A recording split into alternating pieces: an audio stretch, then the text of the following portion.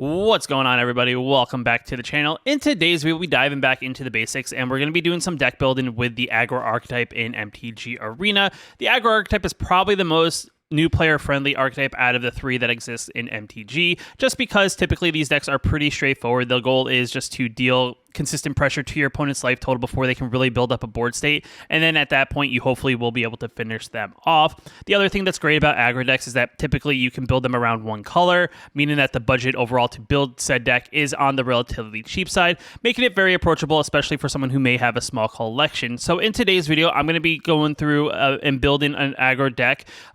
This could be an example of a deck that you may want to build, or you can maybe get an idea of how to approach building an aggro deck and then kind of take your own interpretation and kind of build your own. With that being said, let's just dive into the deck building and let's just start talking about it. So first and foremost, the one thing you want to do is you just want to get into the deck list and click on making it a new deck. You want to make sure you're in the proper format. I recommend standard for new players, as it is the most approachable format in the sense that the overall library that you need to really have any sort of overall is on the relatively small side, which is definitely makes it easier for a new player to kind of get into, as a lot of the other formats involve a lot more cards than just the basic, whatever is standard legal at the time.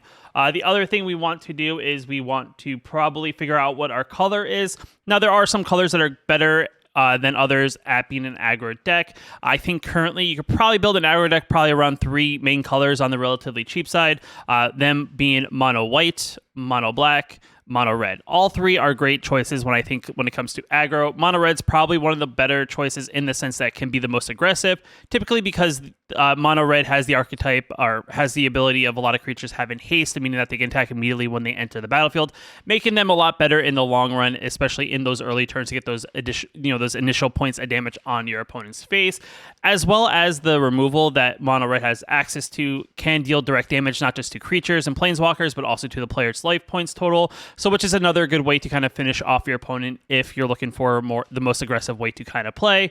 Outside of these three colors, there are, you can play the mono green, you can play mono blue, but I would say mono green kind of leans on like the aggro to mid-range side, meaning that as much as you can build creatures early, typically the creatures that really hit hard in that color would be, they get relatively larger and they get, they kind of oversized in aggro decks creatures. In mono blue, I would say if you want to be aggressive, typically those decks are a little bit more on the tempo side, which is definitely a little bit of a step up from just playing basic aggro, as you kind of have to think out your lines of attack a little bit differently than I would say if you're playing just a basic aggro deck. So like I said, in today's video, we're just going to go over the basics of aggro, and I'm just going to probably, negate those two just because I feel like they're, as much as they could fall in the same bucket, I do think they're slightly different in that as well. So because, I want to do the most basic thing, I am going to select the mono red color. This is, like I said, it's the easiest to build around. It's probably the cheapest because a lot of the cards are relatively on the cheap side. And it has a lot of ways to put pressure on your opponent's life total, not just in creatures and damage, but also with the spells that you can cast in that. What you want to do if while you're here is you want to probably kind of figure out, one, do you want to see what your budget is, right? What kind of, commons, uncommons, rares, mythic rare cards you have available in case you don't have certain cards in your collection. I'm going to try to keep this on the budget side, so I'm not going to try to craft or use a ton of rares and mythics to kind of overwhelm you that way. So I'm going to do one thing here. I'm going to go into this. I'm going to just filter it on commons and uncommons and kind of build like an initial base. And then maybe I'll splash in a couple extra rares at the end after I kind of put something together. So now that we filtered ourselves down into just a very basic deck, what I want to do is I want to kind of probably also filter the cost I want to spend, right? I don't want to spend too much mana. The goal of the deck is to be aggressive, so we want to make sure we have 1, 2, and 3 drops, possibly a 4 drop. And we don't need 5s or 6s because at that point we're kind of too late in the game, and typically that's where aggro starts to struggle and shows its holes. So we're going to do that. We're now filtered down to everything from 1 through 4. And the other thing too is what we want to do here is we want to maybe just do a quick little search in the top left, and we want to search for the word haste. What we want to do here with the word haste is we want to just see what kind of cards we have available to have haste in their name. A very popular uncommon card that exists currently in standard is Phoenix Chick. It's a 1 mana 1/1 fly in haste. It can't block. The upside of it is the fact that when it attacks with 3 or more creatures, if this is on our graveyard, we can pay 2. We get to return it from the graveyard, attacking tapped with a +1/+1 counter on it. Meaning it does have some sort of way to replay back onto the battlefield, so we are going to add 4 copies of that. Another thing too, when it comes to deck building, I would say is how many copies you should add of a particular card. Typically, if you want to draw a particular card, the more copies you have, the better. So like Phoenix Chick is something we definitely want to try to draw on turn 1. So playing 4 copies gives us the best chance to have it in our opening hand when it comes to drawing our initial hand.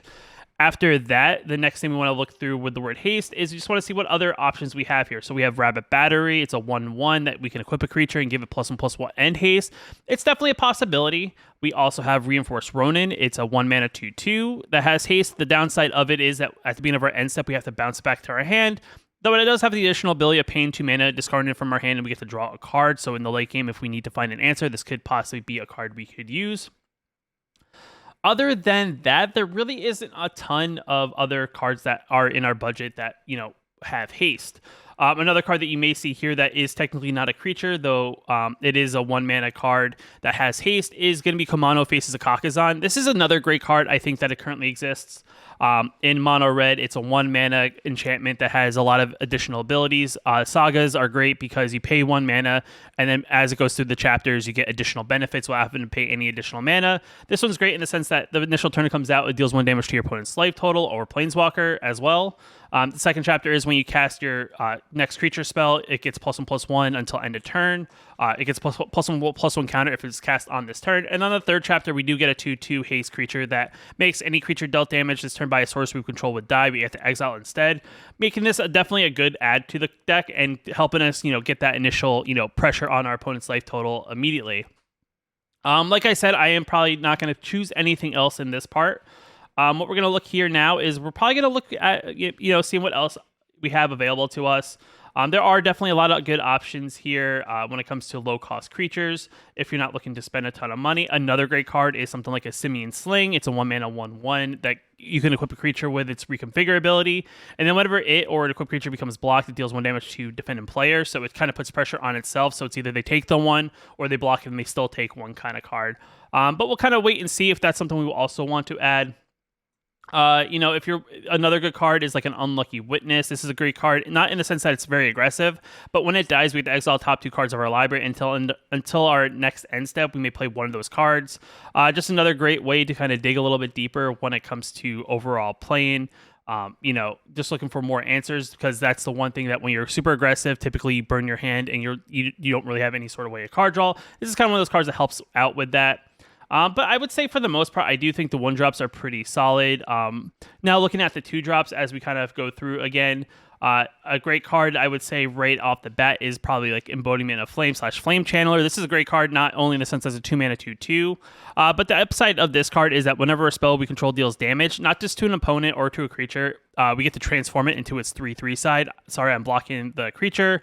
I will actually add 1 to this so I can move where it is. And the added benefit of this is that it does keep that same ability that whenever a spell we control deals damage to, just in general deals damage, we get to put a flame counter on it. But now we get the added benefit that we get to remove that flame counter on it, and then we get to exile top card of our library, and then we can play that exile card from until this turn, which makes it a very, very good card. And probably something we probably want in our deck overall, just because it's going to give us additional value as the game goes on. As we continue to scroll through, we're looking for some other stuff that we could play.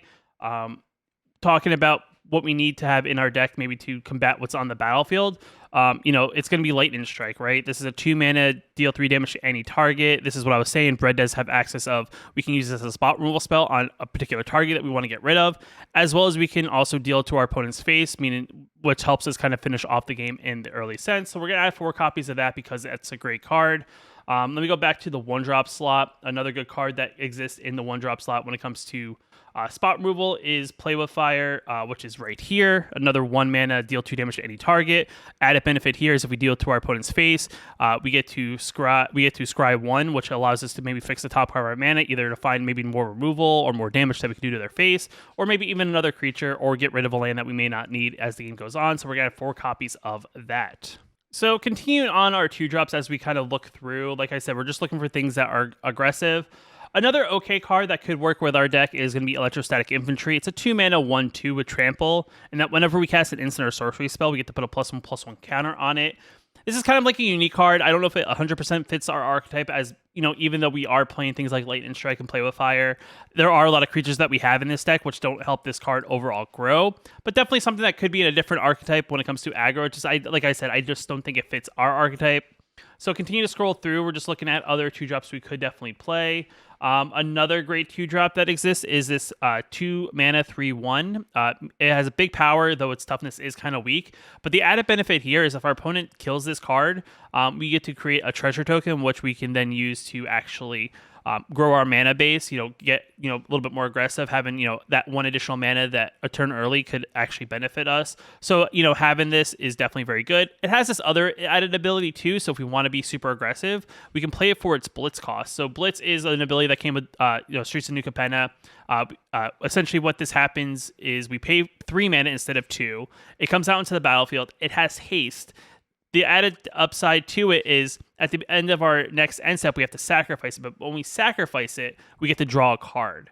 Or when it dies, let's just say we get to draw a card. So if it dies during combat, we draw a card. If it dies at the end of our turn due to the sacrifice effect, we get to draw a card. On top of that, we do get the trigger of the card as well, which I do think makes it a pretty good card for our deck, allows us to be aggressive, allows us to ramp mana, and possibly also draw a card, which is another added benefit, I think, overall. Continue looking through. Another interesting card that pops up every now and then. I don't think it fits our strategy, but it is also Thermal Alchemist. It's a 2 mana 0/3 with Defender. Its added benefit is that we can tap it, we can deal 1 damage to each opponent, and its upside is that whenever we cast an instant or sorcery spell, we get to untap it and essentially do the ability again. I don't think we're playing enough burn spells to really make this super effective, but definitely not another decent card if you're trying to go more of the burn strategy. Could look at if you want to actually add it to the deck. As we continue through, like I said, we're just kind of finding answers that kind of work with our deck, that kind of fit our archetype. Voltic Visionary is actually not a bad card. It's another super aggressive card in the sense that it is a 2 mana 3/1. The added benefit of this card is that we can deal 2 damage to ourselves. We exile top card of our library, and then we can play this card this turn. Activate only as a sorcery, so we can only do it during our turn. But the benefit here is that when we play the exile card, even if we play a land off the top of this card, we get to transform it, and then it becomes a 4/3. So it's kind of like one of those benefits that if it stays out on the battlefield, it definitely could be a great card. I do think this is another card we could definitely look at adding to the deck just because it gives us, more card advantage. And as we continue through, another thing that I know a lot of new players kind of, are still getting used to. You don't really know what other people are playing because you are still getting familiar to the game. Sometimes you also have to answer big cards. And I do think, one of the cards that I think that new players aren't, a lot of players struggle with, especially with aggro, is dealing with a really, really big creature that has really, really high toughness. A current card in the format is Shieldred. This is a card that has 5 toughness. And like I said, this is the one thing, if we look at our deck, we really don't have anything to deal with said card. And I do think a card that, pops up that I think a lot of the more aggressive. So I think another thing that, aggro decks struggle with is dealing with big creatures. Our biggest spell can only deal with things that have 3 toughness or are smaller.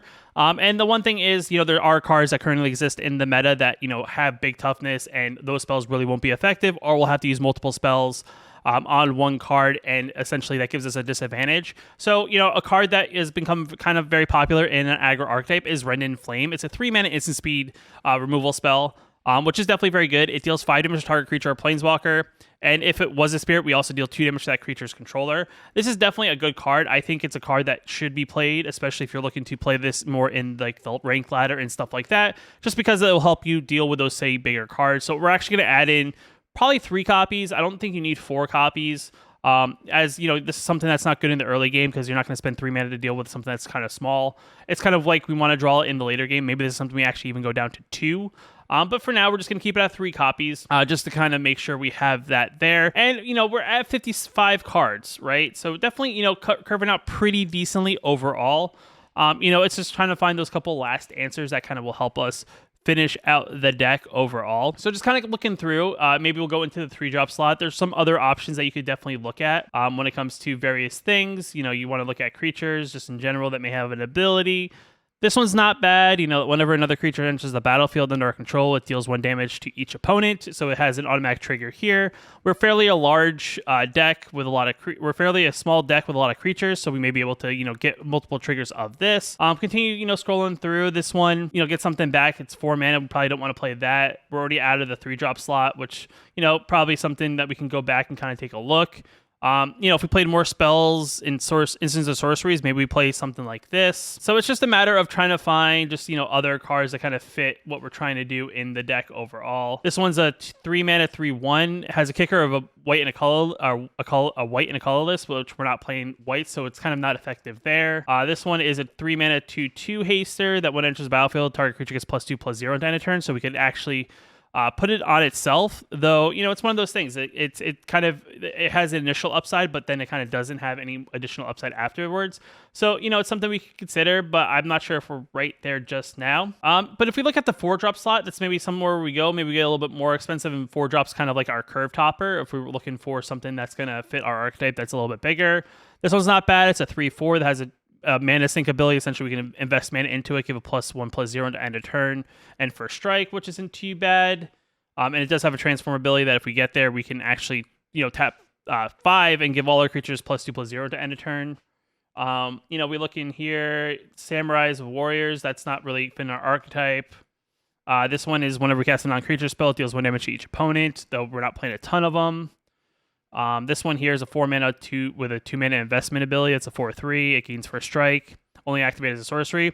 Plasma Jockey is not bad. That whenever it attacks, target creature and opponent controls can't block this turn. This allows us to maybe be a little bit aggressive. And on top of that, the Blitz ability actually makes this card, 1 cheaper to play, which could fit in an archetype if we're trying to be that aggressive in overall. We got a Sizzling Soloist. It's a 3/2 that has an alliance ability that whenever a creature enters the battlefield under control, target creature and opponent controls can't block this turn. If it was the second time it was resolved, that creature attacks during the controller's next combat phase if able, so you can force an attack that way.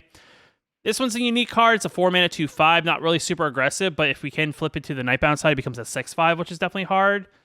Twin Shot Sniper is another great card here, right? It's a 4-mana 2/3 with reach and haste. And it deals 2 damage to any target. We can also channel it for 2 mana, discarding it, and deal 2 damage to any target as well. So this could actually be used. Maybe we'll consider adding like 2 copies of that. But yeah, for the most part, I think we kind of got the gist of what our deck is going to be. And I think we just need to find like 3 cards maybe to add. I would say if we want to be super aggressive, we probably want like maybe another 1-drop in the deck, just because I feel like our deck, when you look at it, is it's a lot of 2-drops, it's a lot of 1-drops, but I feel like we want to make sure we at least have multiple 1-drops when it comes to the initial combat of the game. So I'm probably going to look at another interesting card here. It doesn't seem very like good on the surface, and that's going to be Voldirian Epicure. This is actually a card I kind of overlooked when I was going through the 1-drops before. What makes this card so great is that, one, it deals 1 damage when it initially comes back or comes out on the battlefield. Also creates a blood token, and the reason why blood tokens are very good, because in the later game we probably don't want to draw a ton of land. And we probably can now pay that 1 mana, discard that land card we don't need in the later game, sacrifice the blood token, and get to draw a card. So Epicures are definitely very good in that sense. So I do think we go probably like 3 copies of that. And it's definitely our deck is shaping up to be pretty decent. Let me just bring it up so you can get a better idea of where we're at. We have a good amount of stuff that kind of deals with the board to deal with things that our opponent could play on the board. We have Rending Flame, we have Lightning Strike, we also have Play with Fire. We have a good amount of creatures. I think we have roughly about 21 creatures. We have 24 lands, which could be kind of expensive. Typically, aggro decks, you could get away with playing less lands if that's something you're into. Like we go down to like 22 lands and maybe play like another card, like 2 copies of another card, if that's something we're looking to do, which is definitely possible. There's other great cards. Like I said, the one thing that this deck lacks is a way to kind of be aggressive in the later game, because you kind of, you initially play a lot of your steam very, very early, and trying to get that card advantage in the later game could be a little bit of a struggle, especially if we're just trying to finish off our opponent, get that like last little bit of damage. So I do think I'm actually going to probably cut down to like 22 lands.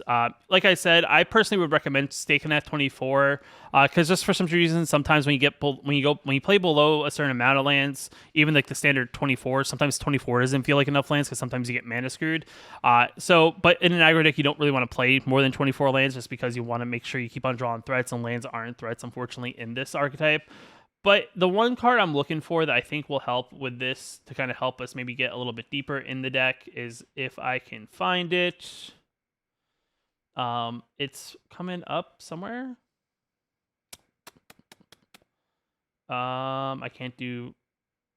I guess I missed it. It's going to be Reckless Impulse. This is another great card. It's a sorcery card. It's 2 mana. We get to exile top 2 cards of our library until end of our next turn, you may play those cards. So it's definitely like a 2 mana kind of draw two. I mean, granted, it's draw two face up, so your opponent's going to see what you're drawing. But the idea here is that they're exiled. Your opponent can't target them out of your hand. So if you maybe dig a little bit deeper, find that land card you need, or not land card, you find that burn spell, you find a creature. I do think that's probably a good play here. And I do think like the way we've set up this deck is definitely in a good spot overall. Now, it could use some tweaks, right? It's definitely one of those things. I would say it's probably, you want to play test it. You want to see what works. I'll have this deck linked down in the description below if you want to copy it into Arena yourself. It is a 0 rare deck. We don't play a single rare in the deck. If you are looking for rares that, you could add into the deck, it's definitely one of those things I recommend. Just because rares actually help the deck overall. And, when it comes to what rares I would add, let's see. The one card I would definitely add, I think, is like the kind of the top of the deck, like the top end of the deck. Let me just actually turn off my filters real quick. Is probably Thunder and Raiju. This is a unique card because it actually benefits the rest of our cards. Let me actually get the filter off. This is definitely a great card. I'm going to put it over here just so it's hopefully not blocking by my camera. But this is a great card in the sense that it's a 4-mana haste creature, so it attacks it immediately. Its benefit is that whenever it attacks, we get to put a +1/+1 counter on a target creature we control, and it deals X damage to each opponent, where X is the number of modified creatures we control. Modified meaning that they have a +1/+1 counter. If they have an aura on them, they have an equipment on them. Those kind of as modifications.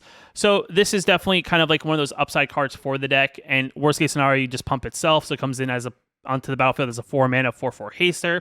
I would say this is probably like the card I would recommend adding in first. What I probably would do here is probably get rid of the twin shot snipers, maybe cut down on 1 Rend and Flame. You probably want 3 or 4 copies of this card, and I would probably start right in the top end of the deck just because I do think this is a great card that kind of helps finish off your opponent, just because even if your attack's not going to go through, but you have a decent amount of 1/+1/+1 counters, this will kind of help push through damage just to kind of hopefully finish off your opponent. I would say the next thing that you could probably look at here is Reckless Stormseeker. This is a werewolf that is from Innistrad. This is a great card in the sense that it's a 2/3 for 3.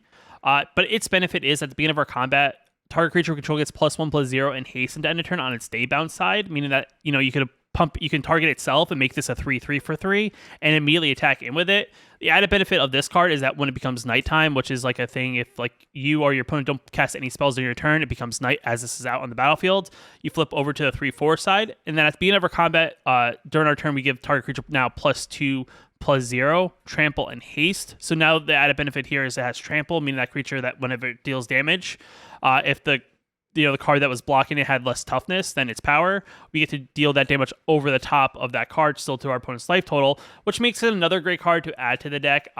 Yet again, it's kind of one of those things to what I would say. I'd probably say this is definitely a 4 of in the deck just because this allows us to have that additional pressure. Typically, the way I would probably approach it is you probably either get rid of something like a Visionary here, just because, the one thing is, as much as you want to be aggressive and kind of deal damage to yourself to kind of draw some cards, I do think this is a little slower, and it takes 2 turns to really activate. So I would say this is probably the first card out of the Channeler and this, and even the Requisitioner. So definitely another card I would make sure you have 4 copies of in the deck, at some point as you build towards maybe making the deck that much better. And then probably the last card I probably really recommend before you maybe experiment with other rares and mythics that exist in red is probably Bloodthirst Adversary. This card's great not only because it's a 2-mana 2/2 haster, it has this ability that you can sink in additional mana like on turn 5 or later, and essentially give it a +1/+1 counter, and allows you to play a instant or sorcery card with mana value 3 or less from your graveyard, copy it, and then we can cast that card without paying its mana cost. So essentially what this would do is it comes out maybe on turn 5, you may have already cast like a Play with Fire, a Lightning Strike, or even a Rend and Flame. And basically what you get to do is you get to recast one of those 3 cards from our graveyard, essentially for free, meaning that we can get rid of something else in our way. If your opponent played another creature that you needed like another Rend and Flame, this is a great card that kind of helps you get rid of that.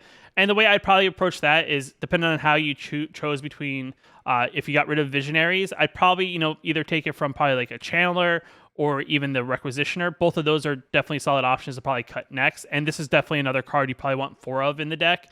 And like I said, even if you add these cards and you had 4 copies of each, that's only about 12 rares and mythics. It's 4 mythics and 8 rares. And you don't have to do all of this immediately. I do think this deck has a pretty decent solid base. Just looking at it for commons and uncommons, that should get you decent results. I would say these are things that if you're looking to upgrade the deck, these are things to probably look at for.